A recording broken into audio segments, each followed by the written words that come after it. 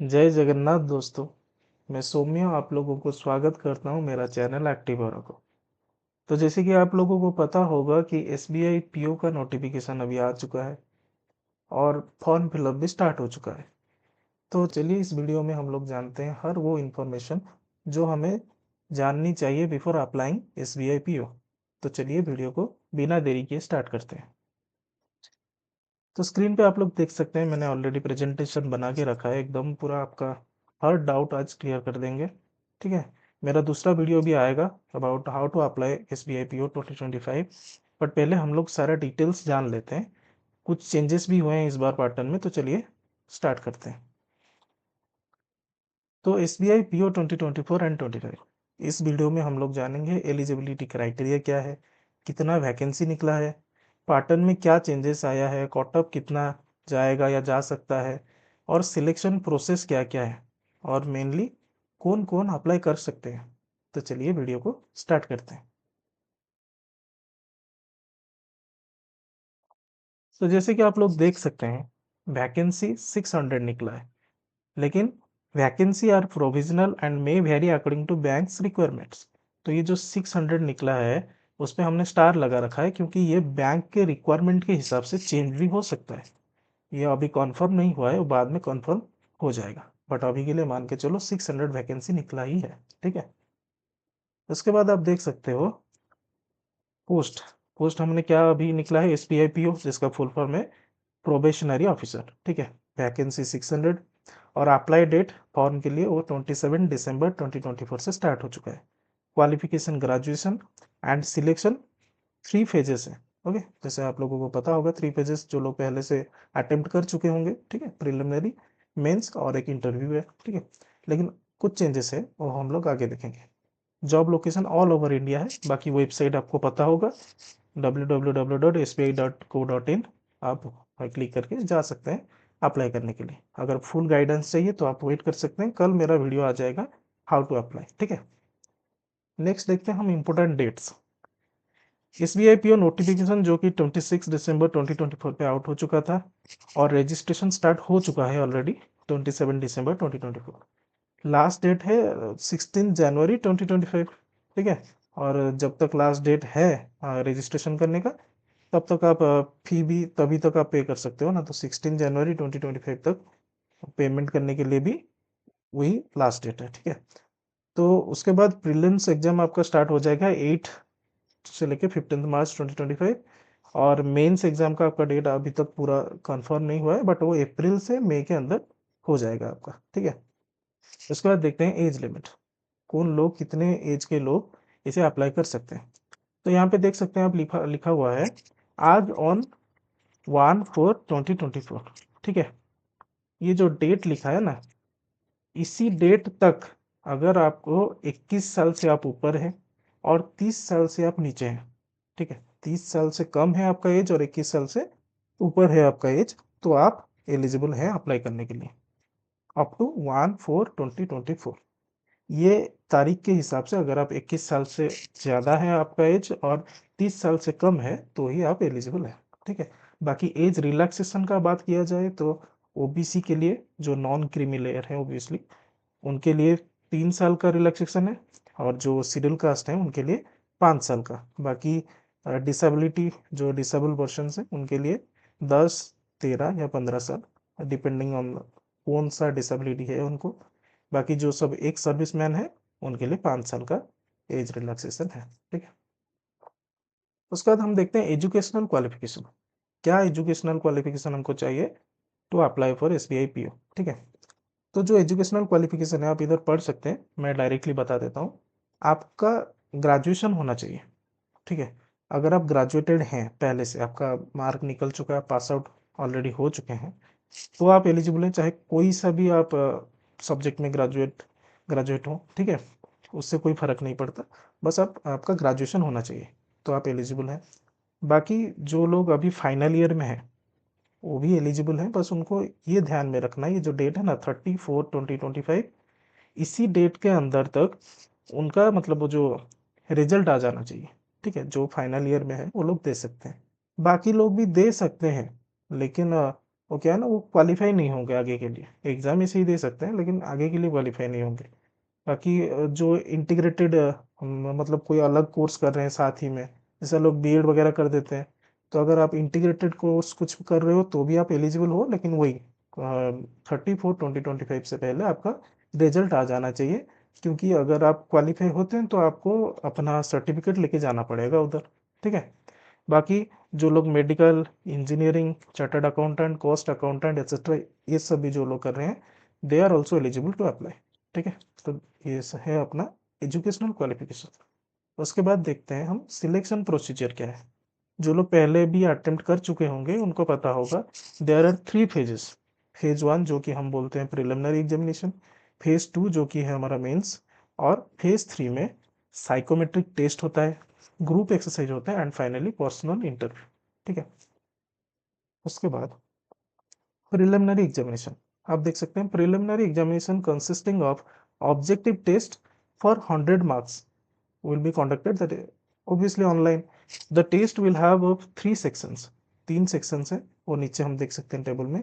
पहला सेक्शन है English language का, जो कि 40 क्वेश्चन इन टोटल होगा, और मार्क्स भी 40 ही होंगे, मतलब एक क्वेश्चन को 1 मार्क, लेकिन टाइम मिलेगा 20 मिनट्स। ये सब एक एक सेक्शन में डिवाइड हो चुका है, लेकिन हाँ ये ध्यान में रखना है, इसमें सेक्शनल कट ऑफ नहीं है।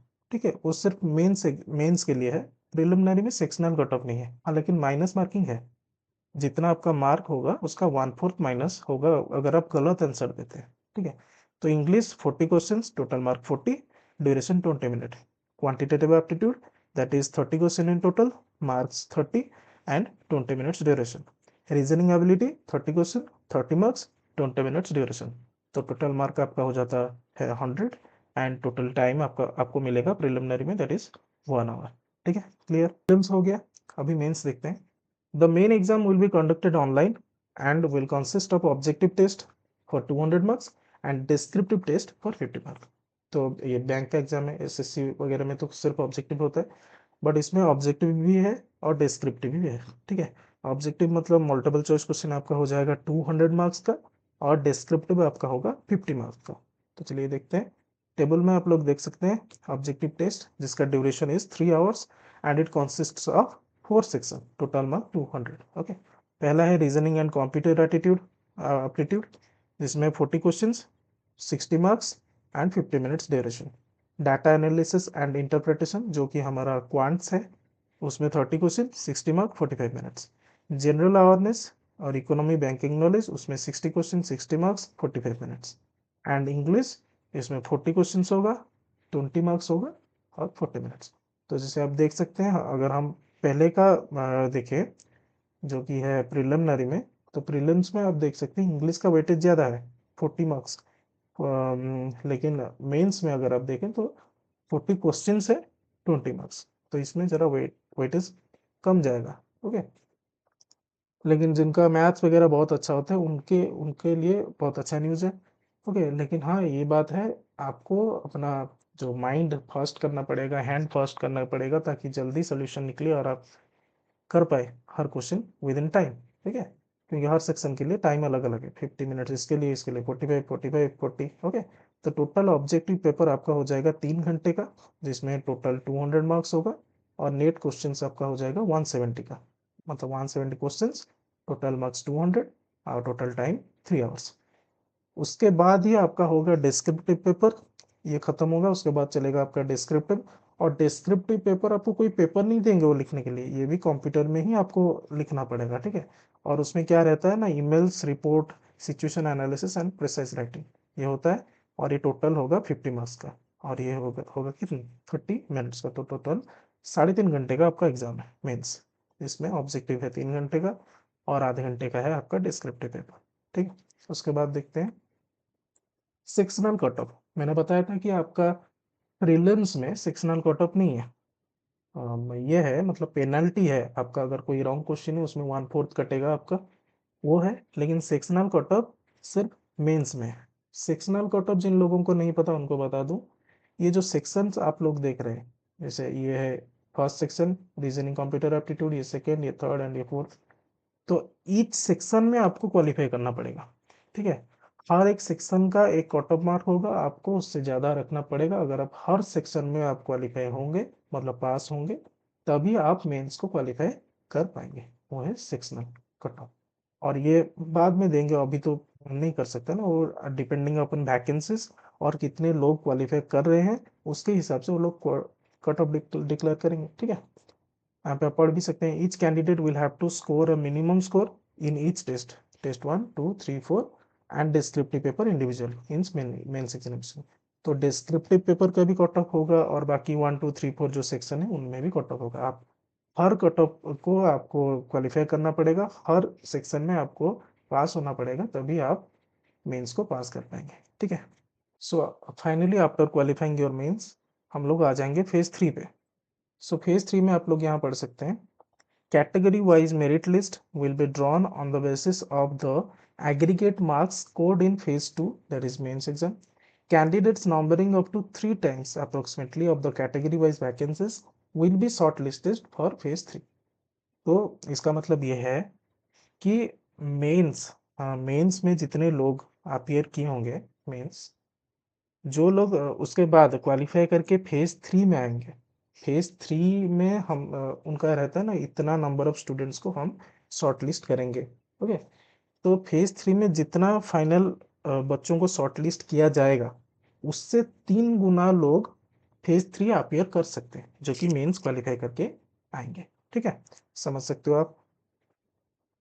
उसके बाद ये जो मिनिमम एग्रीगेट क्वालिफाइंग स्कोर होगा, मतलब जो कट ऑफ होगा, वो डिसाइड करेगा बैंक। ठीक है, वो भी डिसाइड होगा कि कितने लोग पास कर रहे हैं, कितना वैकेंसी है, उसके बिहाफ पे वो लोग कट ऑफ निकालेंगे, जिससे 3 टाइम्स लोग आके फेज 3 के लिए अपियर करेंगे। ठीक है, पेनल्टी फॉर रॉन्ग आंसर्स मैंने बता दिया है, जितना आपका क्वेश्चन का मार्क होगा उसका 1/4, अगर आप गलत करते हैं तो उसका 1/4 आपका पेनल्टी हो जाएगा उधर, मतलब माइनस मार्किंग हो जाएगा। ओके, अगर कोई क्वेश्चन है जो 3 मार्क का है, 2 मार्क का है, 1 मार्क है, डिपेंडिंग ऑन द मार्क्स, अगर मार्क जितना है उसका 1/4 पेनल्टी होगा। ठीक है, और ये प्रिलिमिनरी और मेंस दोनों के लिए है। ठीक है, प्रीलिम्स में भी माइनस मार्किंग है और मेंस में भी माइनस मार्किंग है।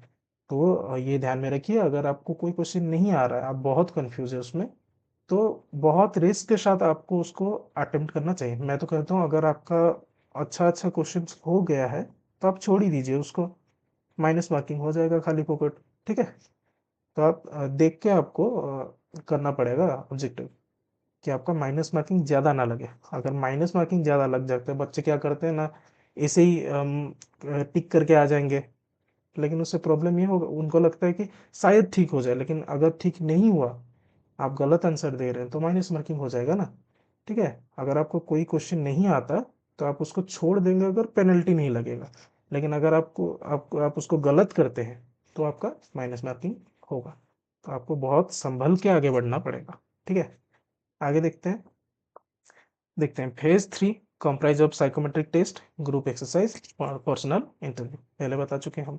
और इसका जो स्ट्रक्चर है वो कैसा है ना, ग्रुप एक्सरसाइज 20 मार्क्स का, इंटरव्यू 30 मार्क्स का, total 50 marks, and the minimum qualifying marks will be decided by the bank. और इसका जो टोटल मार्क है 50 ना, उसका जो कट ऑफ होगा वो बैंक डिसाइड करेंगे according to how many students got selected, उसके हिसाब से बैंक कट ऑफ निकालेगा। ठीक है, फाइनल सिलेक्शन कैसा होगा? Now the candidates will have to qualify both phase 2 and phase 3 separately. Okay, the marks obtained in the mains examination, that is phase 2, both in objective and descriptive, will be added to marks obtained in phase 3. तो जो mark आप obtain किए होंगे phase 2 में यानी कि mains में, वो डिस्क्रिप्टिव और ऑब्जेक्टिव पेपर मिला के वो आपका ऐड होगा किसमें, फेज 3 में। ये जो 50 मार्क्स का है ना, उसमें ऐड हो जाएगा। उसके बाद क्या करेंगे वो यहाँ आप देख सकते हैं, the marks obtain in the preliminary examination will not be added. जो प्रीलिम्स बस आपका क्वालिफाइंग है, आपको वहां से क्वालिफाई करके मेन आना है। मेंस और जो फेज 3 है उन दोनों का मार्क ऐड होगा, लेकिन प्रीलिम्स का ऐड नहीं होगा। The marks obtain by the candidates in phase 2 and phase 3 will be normalise to 100 marks. जो आप फेज 2 में ऑब्टेन किए होंगे एंड जो फेज 3 का मार्क्स होगा वो नॉर्मलाइज हो जाएगा अप टू 100 मार्क्स। कैसे, चलिए देखते हैं। मैक्सिमम मार्क आपका जो है 200 marks objective and 50 marks descriptive, 250 marks in total, okay, mains में। और जो ग्रुप एक्सरसाइज आपका है, मतलब जो फेज 3 का है, वो 50 मार्क्स है, ठीक है। ये 250, ये 50, टोटल 300। ये जो 250 है मेंस का टोटल मार्क, वो नॉर्मलाइज हो जाएगा 75 तक, और जो 50 है उसका मार्क नॉर्मलाइज हो जाएगा 25 तक। तो टोटल आपका जो 300 है वो 3:1 रेशियो के हिसाब से 100 तक आ जाएगा। उसके हिसाब से वो मेरिट लिस्ट निकालेंगे, फ्रॉम 100 to 1 रैंक के हिसाब से बच्चे जो मेरिट लिस्ट में आएंगे वो सिलेक्टेड हो जाएंगे। The final merit list is arrived at after aggregating out of 100 converted marks of phase 2 and phase 3. Selection will be made from the top ranked candidates in each category. इसके बाद जो बच्चे निकलेंगे वो होंगे फाइनल बच्चे जो लोग सिलेक्ट हो चुके हैं, टॉप टू बॉटम जो लोग होंगे अकॉर्डिंग टू द रैंक, ये लोग मेरिट लिस्ट निकालें। तो आई होप। बाकी हाँ, एक और बात है, जो एप्लीकेशन फीस आपका है, ओके, वो नॉन रिफंडेबल है, मतलब आपका रिफंड नहीं होगा वो फीस। अगर आपके अकाउंट से कट गया है तो वापस नहीं आने वाला, चाहे आपका एप्लीकेशन रिजेक्ट हो या अप्रूव हो, ठीक है। और जो एप्लीकेशन फीस है वो ऑन रिजर्व्ड या फिर जो जनरल में है उनके लिए 750 रुपीज़ है, और जो जनरल एंड ओबीसी उनके लिए 750 है, एंड फॉर SC ST उनके लिए 0, वो फ्री में दे सकते हैं, ठीक है। और जो नंबर ऑफ चांसेस है, अगर आप नंबर ऑफ चांस देखेंगे, मतलब कितने बार आप अटेम्प्ट कर सकते हैं, अगर वो देखेंगे तो जनरल वालों के लिए वो है ओनली 4 टाइम्स, 4 टाइम्स अप्लाई कर सकते हैं, मतलब अटेम्प्ट दे सकते हैं। बाकी जो ओबीसी है उनके लिए 7 टाइम्स है, और जो SC ST है उनके लिए नो रिस्ट्रिक्शन, वो दे सकते हैं जितना बार वो चाहें। बाकी ये जो अटेम्प्ट्स हैं, आपको ये कंफ्यूज नहीं होना है कि मैंने 2-3 दिन बार एग्जाम दे दिया है तो मेरा अटेम्प्ट और एक ही बार है, ऐसा आपको सोचने का नहीं है। क्योंकि जो अटेम्प्ट्स नंबर है वो कैसे काउंट होता है ना, जो मेंस एग्जाम के लिए आप जो क्वालिफाई होते हैं, मतलब अगर आप प्रीलिम्स दिए हैं 4-5 बार या 10 बार, वो काउंट नहीं होगा एज ए अटेम्प्ट। अगर आप मेंस के लिए क्वालिफाई होते हैं और मेंस एग्जाम देते हैं, जितना बार आप मेंस एग्जाम देते हैं वो काउंट होता है एज ए अटेम्प्ट, ठीक है। तो आपको सब कुछ क्लियर हो गया होगा, ठीक है। तो SBI PO के बारे में कौन कौन अप्लाई कर सकते हैं, किस एज ग्रुप के लोग अप्लाई कर सकते हैं, क्या क्या रिलैक्सेशन है, आई गेस आपको मैंने सब कुछ बता दिया है। बाकी आप मेरे चैनल को सब्सक्राइब कीजिए और बने रहिए हमारे साथ, क्योंकि इसके बाद जो नेक्स्ट वीडियो आने वाला है वो हाउ टू अप्लाई पे आने वाला है। मैं बता दूंगा कैसे आपको कहाँ कहाँ क्या क्या इन्फॉर्मेशन देना है, और SBI PO का आप लोग फॉर्म कैसे भर सकते हैं इन अ करेक्ट वे, वो मैं आपको बता दूंगा इसके बाद वाले वीडियो में। तो बने रहिए हमारे साथ। जय जगन्नाथ। Thank you.